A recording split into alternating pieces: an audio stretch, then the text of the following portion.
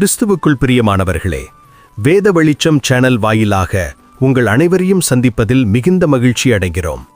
அன்பு நேயர்களே, உங்கள் வாழ்க்கையில் நீங்கள் நேசித்தவர்களே உங்களுக்கு விரோதமாய் எழும்பியிருக்கிறார்களா?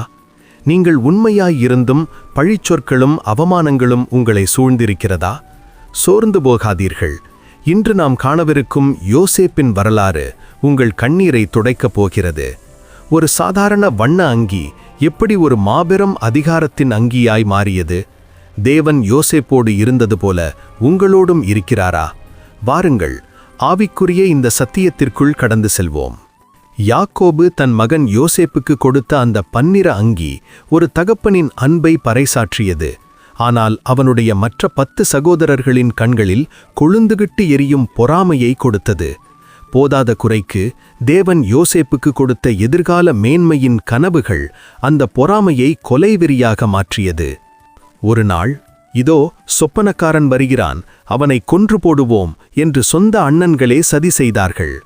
எந்த ஈவு இரக்கமும் இல்லாமல் அந்த பலவண்ண அங்கியை உரிந்து கொண்டு ஆழமான இருண்ட குழியில் அவனை தூக்கி வீசினார்கள். பின்பு வெறும் 20 வெள்ளிக்காசுக்கு அடிமையாக விற்றுவிட்டு அந்த அங்கியில் மிருகத்தின் இரத்தத்தை தடவி உன் மகன் செத்துப்போனான் என்று தகப்பனை கொடூரமாக ஏமாற்றினார்கள். அடிமைத்தனம், அபாண்டமான பழி, இருண்ட சிறைவாசம் என யோசேப்பின் வாழ்க்கை போராட்டமாகவே இருந்தது. ஆனாலும் வேதம் சொல்கிறது, கர்த்தர் யோசேப்போடே இருந்தார். பார்வோன் மன்னனின் கனவுகளுக்கு பொருள் கூறி பஞ்சத்திலிருந்து தேசத்தை காக்கும் ஞானத்தை தேவன் அவனுக்கு தந்தார். கிழிந்து போன வண்ண அங்கிக்கு கைமாறாக எகிப்து தேசமே வியந்து பார்க்கும் ராஜ வஸ்திரத்தை தேவன் அவருக்கு தந்து உயர்த்தினார். பஞ்சம் வந்தபோது தன்னை துன்புறுத்திய சகோதரர்களையே மன்னித்து அணைத்து கொண்டார் யோசேப்பு.